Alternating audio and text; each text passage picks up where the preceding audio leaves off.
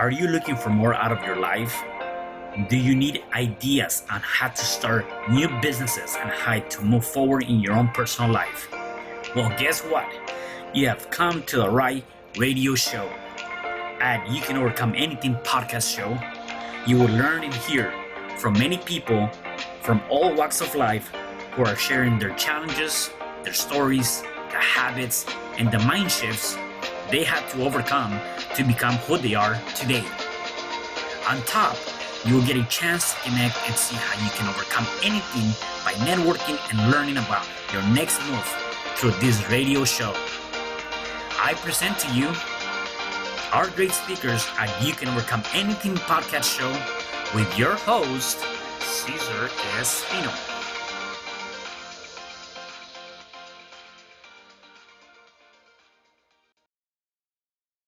Hello there, and welcome back to another episode of You Can Overcome Anything podcast show. It is your host, Cesar Espino, and today I have a special guest. His name is Tony UcedaVélez. How are you, Tony? Doing good, Cesar. How are you today?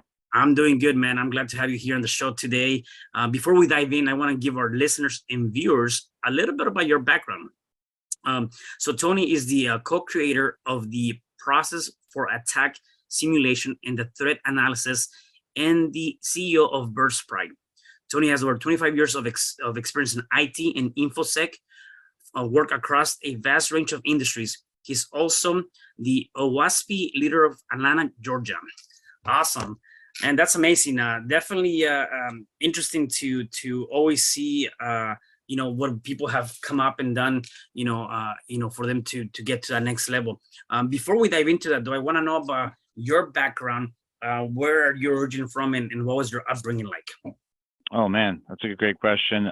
So I'm an Atlanta native. Yep. I'm happy to rep the ATL. I was born in the 70s, and I'm an 80s kid. My parents immigrated from Peru, and they, came with very little on their backs. And I grew up in the Atlanta area. My upbringing was really interesting. As basically a Latino. A lot of things that were really important in my life were music, food, and faith. So those are the things that really, looking at where I am today, is still, my non-negotiables: music, food, and faith. Yeah. So, I really had a great upbringing. I'm the first generation American in my family. All the rest of my family is from South America. So that's great. And what I really appreciated about being American is really the hard work. That's the aspect that's super American about me, I would say. I really, especially being an 80s kid, I learned a lot from, a lot of Americans that helped out, my parents, get, acclimated to living in the South, living in the United States and things like that. So, hard work from neighbors and friends and family members, of those friends. Obviously, my own family, super hard workers. My dad worked a lot of jobs, throughout the years in order to put food on the table. My mom as well, super entrepreneurial. I always tell her, my brother and I have Ivy League degrees, but she's got the doctorate, because she's got that street smart and she's got that hustle. So took a lot of it from her for sure. So I appreciate them, but that's a little bit about me and my background and where I grew up in the South. Yeah, no, that's awesome. So let me ask you this, like, being a first generation here, did you see any challenges or anything growing up, for you, being the fact that your parents were, migrated here? Were there any challenges that you can look back now and say, hey, I went through this, now I see it and I've learned, or I've took some lessons from that? Absolutely. I mean, it's just a matter of perspective on how those challenges were confronted. I think that, I was kind of given some level of resiliency from above, because, back then in the South in the 80s, there really wasn't too many Peruvians. Everyone who spoke Spanish was, either whatever they knew. They were either Puerto Rican or Mexican, and, so, and there's nothing, obviously you can try to educate and say, well, hey, this is where Peru is, this is our culture and things like that. But, oftentimes, as with anywhere else, where there is a misunderstanding or a fear of understanding something new, there might be some prejudice, right? And at the end of the day, dealing with, some of those things, you just kind of let it, you got to be like Teflon, right? If you want to be able to have a goal, as a child, I had many goals in terms of sports in terms of school, extracurricular activities. The key is the goal. And that really translates into life, right? There's going to be a lot of haters out there, and there's going to be but there's also going to be individuals within that same community that actually, want to help you get to where you're going.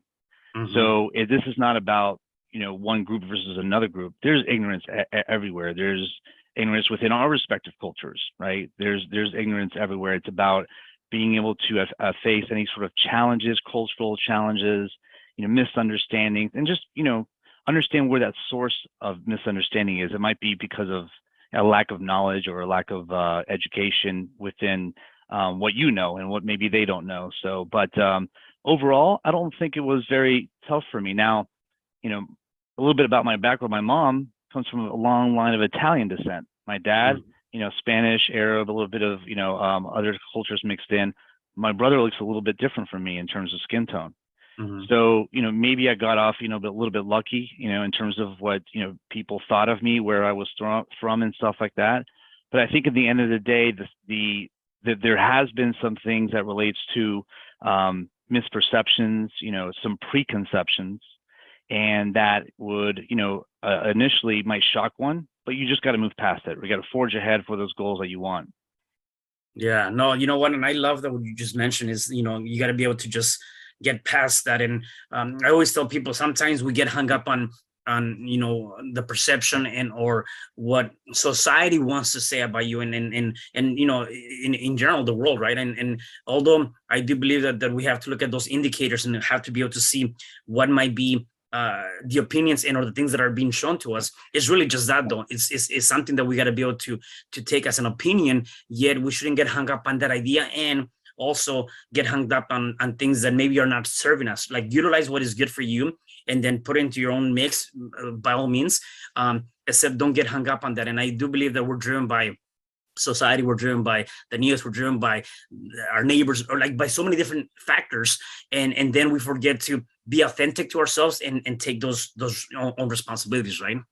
Absolutely. You got to be true to yourself. You got to know everything about you. My kids are, dual ethnic background. My wife is Norwegian. Obviously, I come from a Latin, background myself. So it's important. I always tell them, you got to know who you are culturally.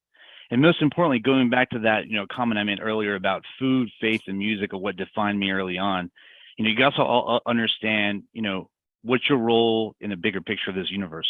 What's your role in your local society, for your country, for your culture, and for a bigger picture. And so you got to understand who your maker is, right? And then, oftentimes, especially this day and age, having, been a parent to 4 kids, oftentimes you see in the news, I'm sure you see it where you're at, self-confidence within the youth, right? The ability to be able to understand what is my worth? What is my self-image? Is it low? Is it high? And I always like to make this very simple analogy, because I'm a food guy. Is imagine that you are basically a plate, right? You're a food product, right? And your maker, your chef, is either, not to basically, put down a fast food establishment, but let's say your chef is like working the fry line, right, at a fast food establishment, or you're basically the product of a Michelin star restaurant, right? If you look back up to who's putting you together, right, and all the ingredients and things like that, if you recognize the greatness of that Michelin style chef, then you'll feel a greater. It doesn't matter what your abilities are. If some of us are born with sight, without sight, some of us short, dark, a little bit, more challenged on the waistline and things like that. But if you got to understand back to what you said, Cesar, is be authentic to you. Right? You have a purpose, you have a role. Find that role, find how you fit into the broader scheme of things, and you'll find that you can unlock potentials that you were designed for you. And that's unfortunately what sometimes we don't really hone in on, but it's important to tap that source of self-worth. Yeah, and so how do one can find or tap into that, finding that bigger purpose, right? Because a lot of people, may not see it and or haven't been able to find it, or, as you mentioned earlier, is like, there's got to be a bigger purpose, right? What is the overall contribution that you're here? Because we're all here for a reason, and yet sometimes we might get hung up on our own little bubble, right? And don't see that perhaps whether it's through a business or something you're doing, you're impacting multiple different people.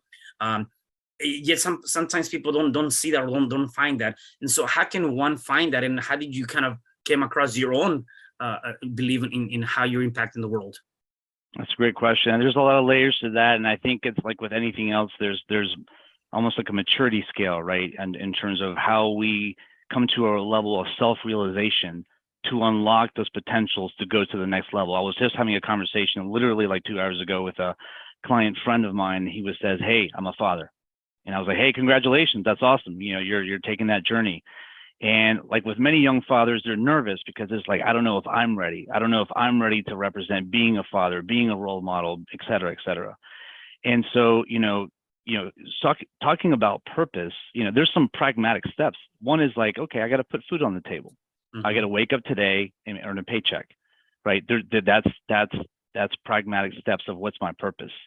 And then you want to go to the full spectrum of, a larger, a higher maturity level of understanding purpose.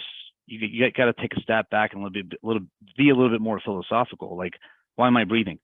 Why am I here? How come I have what I have? And 3,000 miles away, maybe within our own respective cultures, we basically have people that are trying just as hard, if not harder, and they're not able. They're hitting a brick wall, and they're hitting maybe a dead end. Why is that happening? Why me and why not? Why am I in the situation? So when you start to self-analyze, you're not going to find an immediate answer. This is not going to come from a self-help book or anything like that. Right. What is going to happen is that you're going to unlock awareness.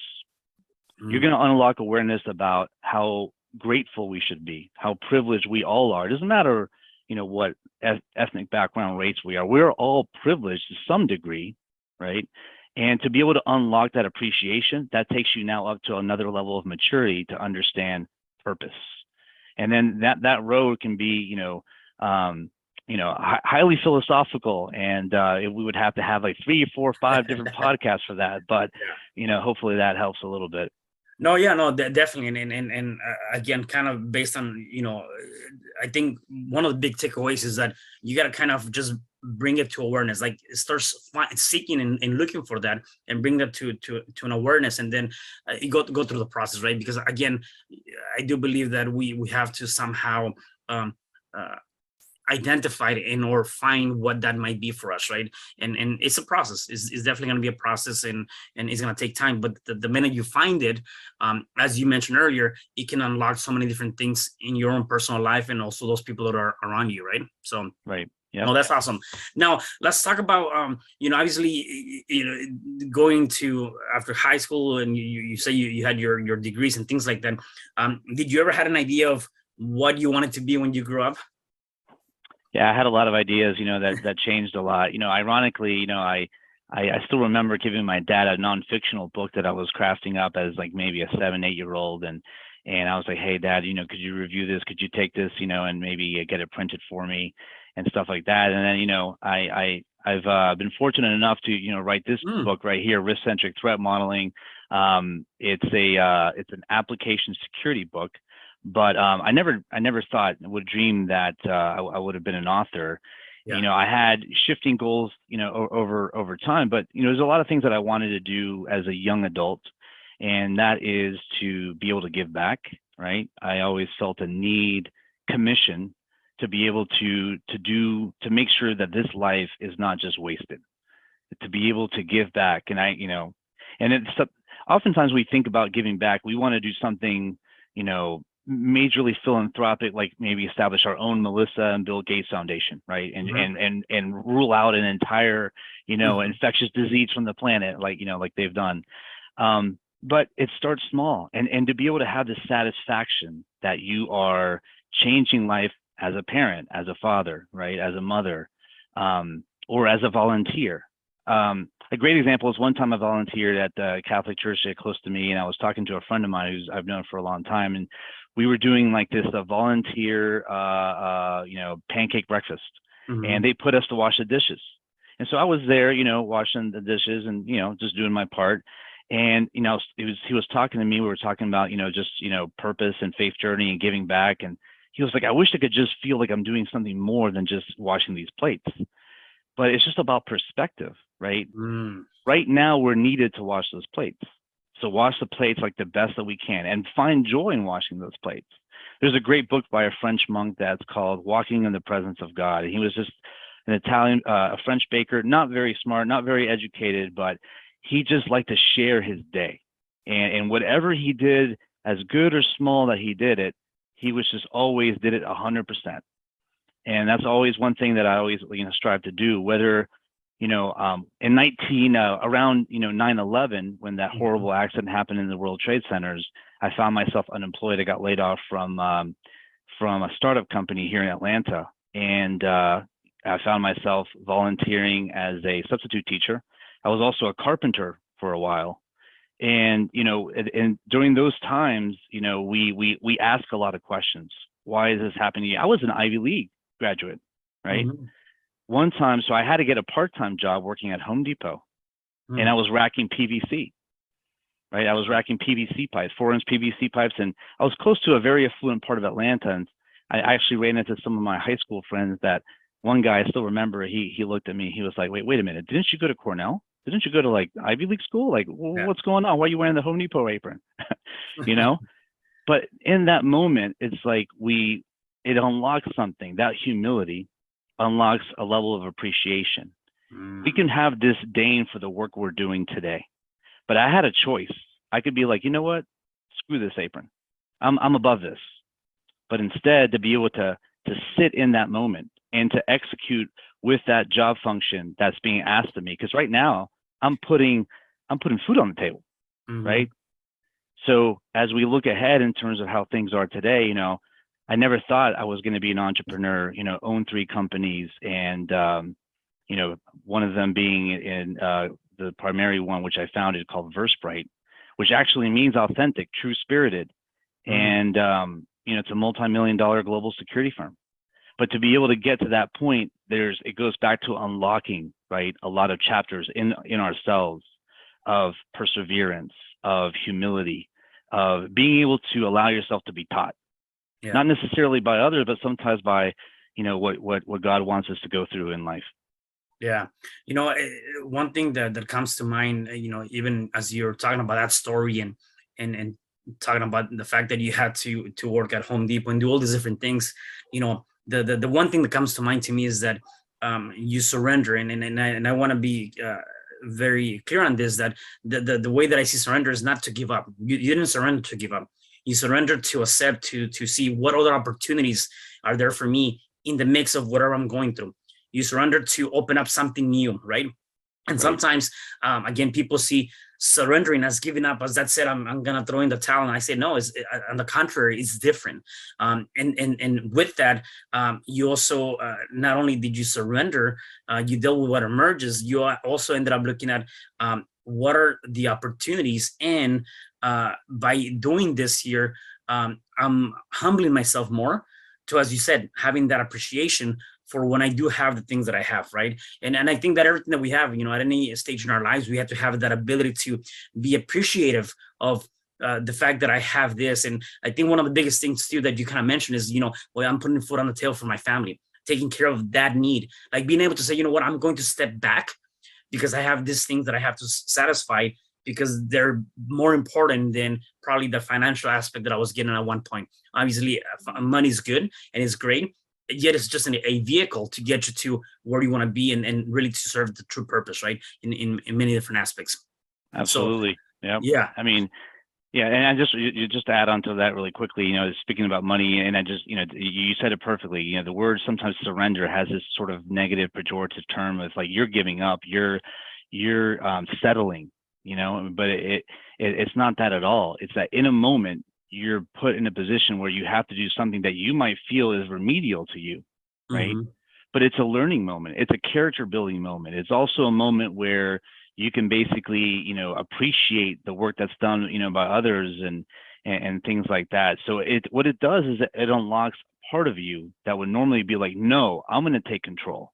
And sometimes in us taking control, we don't allow us to grow and learn. It's one of the biggest problems that I see, from young professionals is the fact that, they don't want to be coachable, right? Everyone, even if, I'm, in my mid 40s now, and it doesn't mean I've already hit a level. Like I know everything. I don't know anything. I've achieved certain mastery of certain skills, Right. but I have to still remain coachable to what life wants to teach me, right? Sure. And then there's practical things of subject matters that obviously, I'm still learning as well. But to be coachable means to be in the moment and be quiet and still and learn. And if you think about oftentimes our relationship with God, we come in, it's like, okay, well, this is what I want. I want this, I want esto, I want, and it's like, we're not still in silence, just listen, chill, and listen and let me direct. And if you do that, there's a level of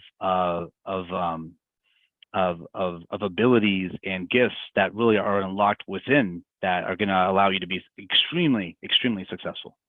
Yeah, no, I definitely love that. So talk about your business. You have 3 companies. How did you decide to go in that route versus anything else in the world? I mean, there's definitely multiple different types of industries and things you can do. How did you end up doing what you're doing? And tell me more about your business. Sure. So VerSprite is a global cybersecurity firm. We help companies secure their applications, networks from being hacked. We've been around for about 15 years. We have roughly about 60 employees worldwide and have served close to 400 companies globally, some of them very large, institutions, recognizable names. I started the company when I was working for a Fortune 50. I had a nice job as a senior director for a Fortune 50 organization in Atlanta. And to be honest, I was a little bored.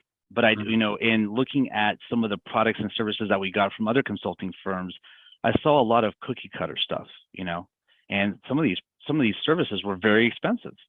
So it came to me, I was like, you know what, I think I could do a better job. And I was kind of passively just saying I could do a better job, but life had a different turn and I found myself being unemployed and then now focused to do this. Okay, I'm either going to do this or I'm going to go back to corporate America. Right.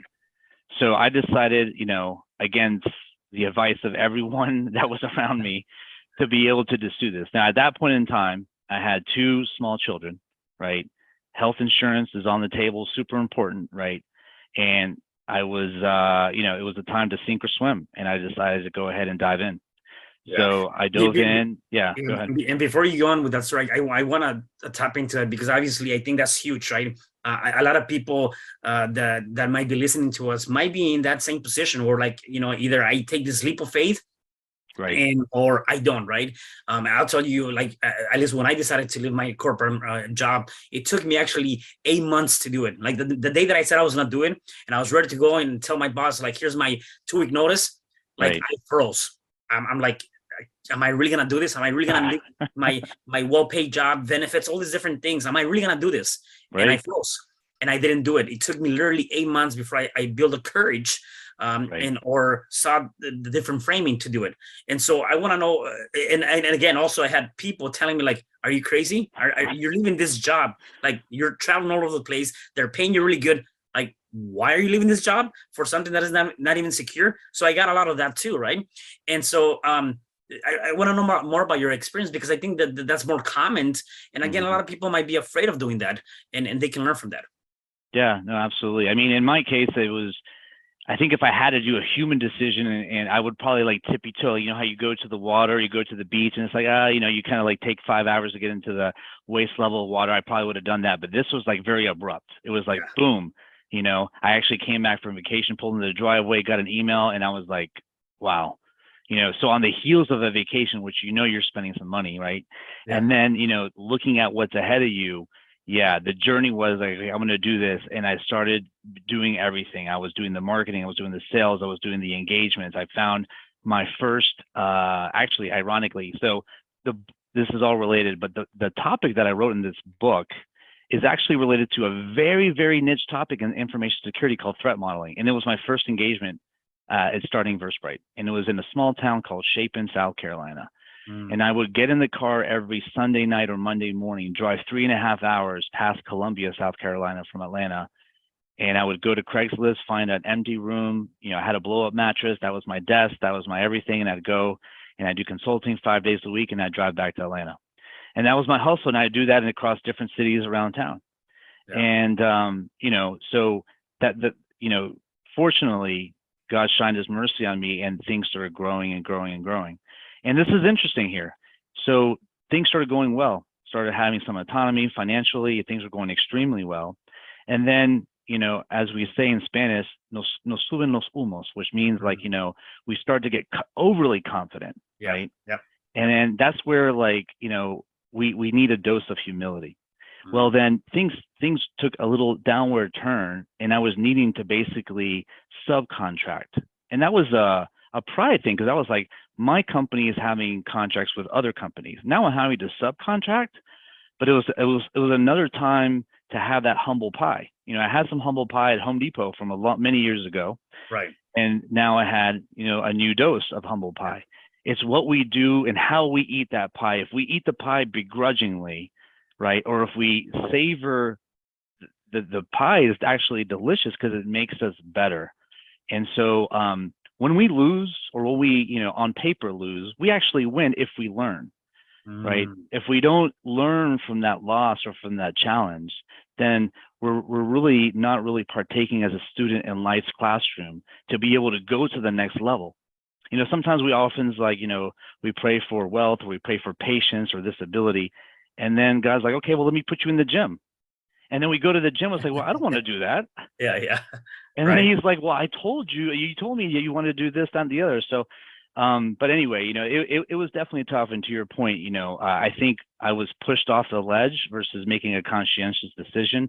But you know, I had a choice to go look at monster.com, dice.com, and find the next, you know, jump in my career. But, you know, all the things that have been provided in terms of freedoms to be able to run your own company, right? To be able to unlock your internal capabilities that you maybe felt that you had, but no one gave you a chance. Because when you're in corporate America, they say, I want you to do just this little thing, right? Yeah. And that's it. Yeah. And with that, I mean, I know it can be challenging to try to get to that next level, right? Because they're, you know, sometimes they might even limit you in that sense. Going back to the book, was besides what was the main reason you writing that behind? Was there a big purpose for you on writing that book? What was the intention for that? Yeah, so I mean, at that point in time, you know, I was well within my career of information security, and I had, this is where that organization that you mentioned that I'm a part of called OWASP. It's a nonprofit, stands for Open Web Application Security Project. It's an organization of about 40,000 global members. They have chapters in Sri Lanka to China, everywhere. And so anyway, there was an aspect about within in the corporate, you know, world as it relates to security, cybersecurity, where we felt as cybersecurity professionals, where, you know, a lot of our messaging fell on deaf ears, you know. So just to kind of give an example, you know, we were simply saying, this is wrong to do in cybersecurity, but maybe a technology officer or technology leadership will be like, oh, thanks for letting us know, we're going to do this. And so what we see in the news today is we see all these companies, you know, that are getting hacked because of simple security things that weren't done at all. So the reason I wrote the book is called Risk-Centric Threat Modeling, and I wrote it with a Italian guy named Marco Morana. He was the senior vice president of Citi in London, and we were like, how can we prove to the business that they have a risk, right? So we came up with this methodology, which was like how to prove that you actually have a problem. And that's the reason that we wrote the book. Yeah, no, that's awesome. That's amazing. And again, being able to get to this point and accomplishing so much, you know, considering all the odds against you too, it's huge. Or even the sacrifice that your family did to be able to provide. So you have this one company, obviously been in business for quite some time. How do you go about connecting and or getting clients or of that nature? Yeah, the VerSprite has, grown leaps and bounds over the years, mostly through word of mouth. Okay. Doing good work, execution, and then getting referrals. That's been our number one reason that we've grown as a business, which has been great. Now, as the business matures, we're looking to do what other businesses are doing in terms of how do you do organic lead generation, and things like that. So, but the foundation of the company, the foundation of its culture, its work ethic, of the individuals that work across the globe, is about being passionate at what you do. I oftentimes say to team members, especially in sales, the more that you focus on money, then the less you'll make. And that really applies at a personal level. If you're passionate about something, your excellence, your expertise will actually show. At VerSprite, we've adopted one of this thing that came from Google called EAT. And it's about, how do you show the world that you're an expert, that you're an authority, and that you can be trusted, right? So every week, we basically say, how are we going to eat this week? How are we going to show that we're an expert, that we're authoritative, and that any client of ours can trust us in the domain of cybersecurity? So it's about thought leadership. It's about doing great work. It's about teaching when we have a chance to teach, about cybersecurity themes. And as you can tell, in the news, it's a complex subject. So that that really solidifies the sales game plan. It serves as a primer to which we build from, and we grow, and we continue to grow with that level of success, by trying to show that to our customers. Yeah, no, that's awesome.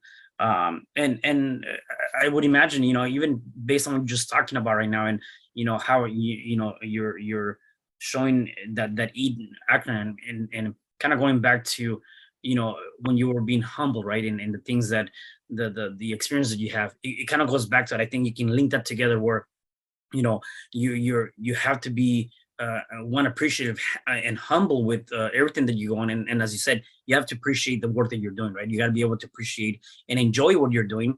Otherwise, that's the reason why you have the by word of mouth or referrals, because you're really enjoying it in that moment. And I think that in any process, whatever you're doing, you just need to enjoy it, because then you can show up better for your clients and even for yourself, right? Right. Yeah. And you say the word enjoyment too. I mean, enjoyment can be very fleeting. It's kind of like a vapor. It comes and goes. That when we start, the feeling that we get when we're chasing, building a business and chasing new opportunities and landing those opportunities, is a great feeling. But as with anything in life, we're all human. Humans are very insatiable, right? We always are wanting to increase our enjoyment levels. And it's important to be able to channel that desire to bigger and better things that go outside of ourselves. So VerSprite, is a name that, Ver is a stem in Latin for truth, and Sprite is a name in Greek for spirit. So it's about being authentic. And there's a lot of hidden meanings. We're trying to be, overtly, it's really meant to be, how are we going to provide authentic cybersecurity services to our clients? That's the overt part. The covert hidden meaning is, how can we be true to ourselves, right? How can we bring in people within the organization to unlock new potentials? How can we help them to start and have successful careers? How can we have meaningful relationships inside and outside the company that leverage the company's resources to make a difference in this world? And that's the hidden meaning, right, of VerSprite. We want to be authentic and true, because at the end of the day, there's no company, whether it be Microsoft or, Apple, that's going to survive the test of time and then beyond, those founders' respective lives, right? At the end of the day, it doesn't matter. So how do you make a difference? So there's a legacy of building out new leaders with courage, with conviction, but also understanding humility, right? And perseverance and hard work. And there's a lot of virtue to all of those things. But, with relation to sales, I think that as long as we focus on that, and then I think that in this day and age where it's hard to run a business, I mean, the other thing about VerSprite is that we don't have private equity money. We don't have venture capital money. We don't have any debt. We're a company that since year one and even to today, it's run on positive cash flow. So to be able to have that freedom to not have any of those strings tied, I mean, it's a blessing, right? It's a Yeah. blessing for the company. It's a blessing for the individuals that work in the company. And then looking ahead, I mean, every week, for the past couple of years, there's been interested buyers. This, hey, interested in infusion of 2 million, infusion of 10 million. But once you start to sell your vision, and you out there listening, you might have a vision. You have to have conviction and know that it's not going to be just, an upward climb. Sometimes in order to go up a mountain, you actually have to go down, right? Mm-hmm. And so understand that, persevere, but understand what is your overall goal. If your overall goal is altruistic, you will encompass and share that journey with, with God, if that's in your spiritual life, and then you will see a lot of things unlocked that's going to be far beyond just monetary wealth. Yeah, no, definitely. What's your what kind of clients do you work with? Is it small business owners, or what is the range? Or No, I mean, my career, I've worked with, when I worked for companies, I worked for GE, GE Retail Financial Services. I worked for Equifax, SunTrust, now Truist, JP Morgan Chase. And so with that enterprise background, I've always focused on large enterprises. And Gotcha. so fortunately, we started out, working with startups, and then we got some key breaks with very large Fortune 10 companies. And, sometimes God puts people in your life so that they stick out their neck on behalf of you, right? Because, I mean, there's a saying that, no one's going to fire you for hiring IBM. Mm-hmm. And, but when you're a small company trying to be scrappy and make a difference and have some insightful recommendations but your company is small, most large companies are not going to hang their hat on you. Right. So it's about persistent networking. It's about having to, introduce some thought leadership that's actually novel, right? That's actually resonates within the leaders that you're talking to. And then someone in those interactions is going to have the courage, because they need to, right? If I was in Equifax and a no-name company came and said, hey, I want to do this service, but I've been using Accenture, or I've been using E&Y, then it's on my neck if I'm going to stick out for that small company. Right. So in life, there's people that help along the way. And that's the beautiful kind of aspect of just how, VerSprite didn't come together just because of my shoulders. It came together because a lot of people, giving VerSprite a chance, the employees that have come and gone, the hard work, the clients that believed in us. But it's good to see where it's at right now, and it's good to see how it's progressing. Oh, that's awesome. That's awesome. How can people get a hold of you, or contact you if they want to learn more about your company, or just get in contact with you? Sure. Yeah, I'm on LinkedIn. I go by Tony UV. So I'm Tony UcedaVélez is my real name, but that's kind of a challenge. So I go by Tony UV in the cybersphere.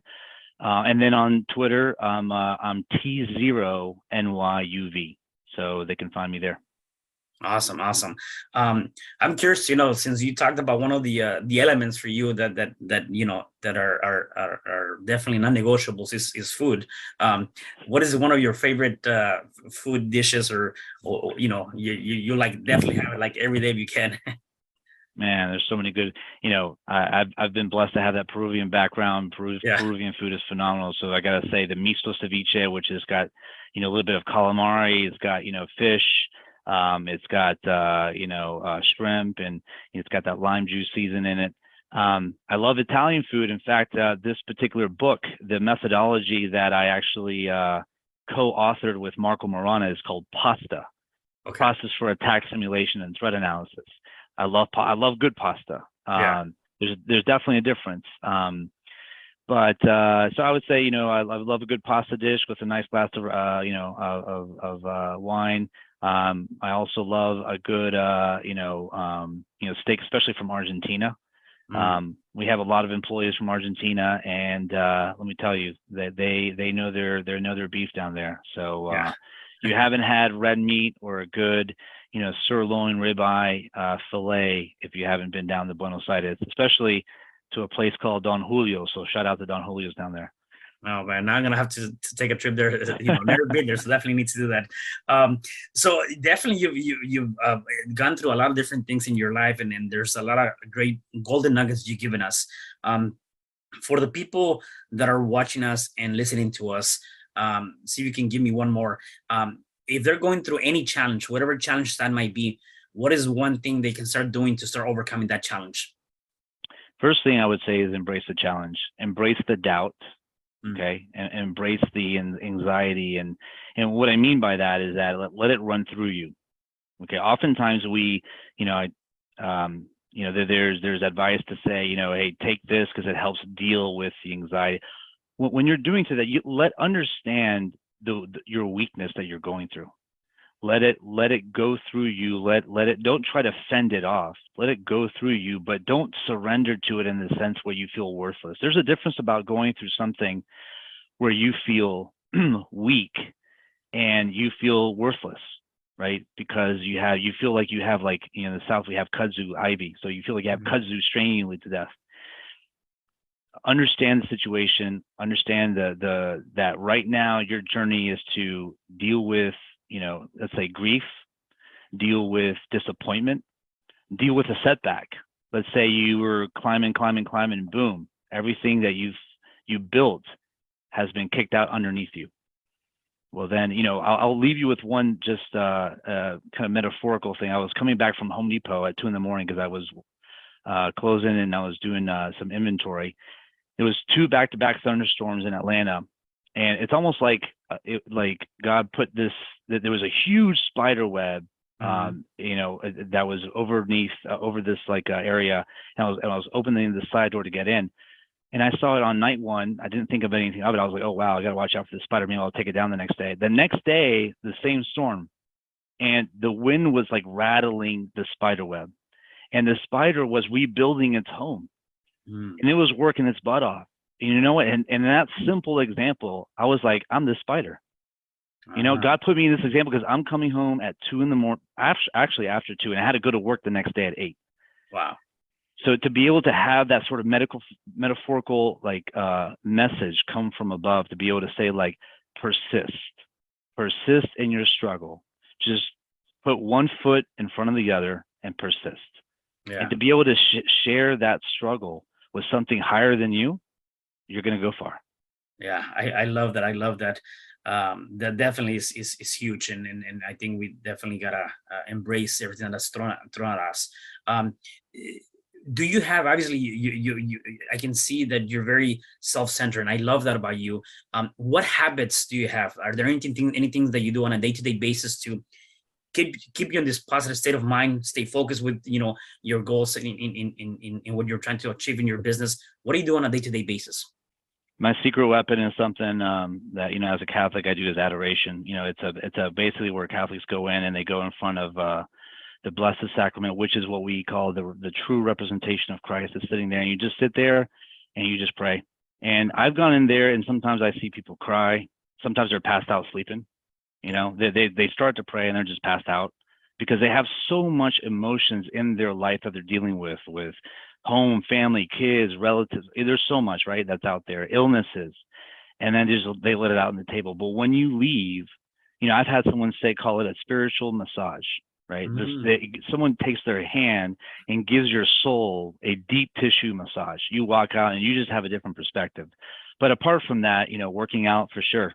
Sometimes I play a lot of soccer still at my old age. I try to keep up with the youngins and go on the pitch and play soccer, just to kind of do something that's like, I follow a little ball around, right? Yeah. It takes my mind off things. I do a lot of weightlifting to help me to just, focus on that. But quiet moments, beginning of the day, end of the day, and just throughout the day, just sharing, life's journeys, your anxieties, your successes. I remember when I was younger, when I would get a check stub from a client, I would always, at that moment, I would pray for every single envelope. Nice. Because we forget to be thankful when we're coming up, but when we're coming down, that's when we want, everyone to notice us and to be able to support us, right? But sometimes no one is there to support you. So it's important to be able to have a deeper relationship with the source that's always going to be there. So those are my, things that really helped me along the way. I don't understand. I wouldn't be able to be here today if because like with anyone else, I struggle with internal, demons. We all do, and so to be able to overcome, sometimes our worst enemy in getting to a successful spot is actually ourselves. Yeah. It's no one else. Yeah. So to be able to overcome our own doubts, our own, self-destructive capabilities or whatever, we need that extra level of higher power to come and help us out. Yeah, I love that. Boom, there you have it. That's actually that's a huge one. The fact that you have to be grateful for every moment, regardless of when you're in your journey, and specifically when you're going up that journey. Because you're right, we forget that. We tend to forget that stuff, and is when we're down that we're like praying to even all the gods that you don't even believe on, right? And you start praying to everybody. So I know that's awesome, Tony. I definitely had a great conversation. I think we can definitely go on and on for hours, because I definitely enjoyed this conversation. Anything else that you want to share before I let you go? Yeah, I would just say, just reiterate that, in the moment, just focus on perseverance, focus on allowing yourselves to be vulnerable, but in conjunction with recognizing how amazing you are. And it sounds like an oxymoron. It sounds like those are two, things that don't go together, like oil and vinegar, but they do go together, because you're going to unlock dimensions and parts of you that are going to allow you to transcend over your struggle. So, wishing you all out there the best, and persevere and persist. Awesome. I love that, Tony. Thank you again for being here. I really appreciate our conversation and having you on the show today. And for the rest of you guys, do me a favor, go ahead and connect with Tony and follow him on his social media, and also share this message, because definitely somebody needs to hear this message. And I'll see you guys at the next episode of You Can Overcome Anything podcast show. Thank you. Thanks. Hi, I'm Cesar Espino, real estate investor, business coach, and consultant, and author of the book, You Can Overcome Anything, Even When the World Says No. My number is 424-501-6046. In my book, I talk about making the necessary changes to shift your mind for prosperity and certainty. Pick up your copy at Amazon. I also love helping families with their real estate and can purchase your house fast and all cash. Follow me on Instagram, Facebook, and LinkedIn. My number is 424-501-6046. Thank you for having me today. I am so glad you've tuned into this podcast. You can find me at your favorite podcast platform, where you can like, subscribe, comment, and share. And to learn more about myself, my services, you can find me at www.cesarrespino.com, or you can also find me at your social media. Thanks for joining me, and I am looking forward to having you at the next episode. And know you truly can overcome anything.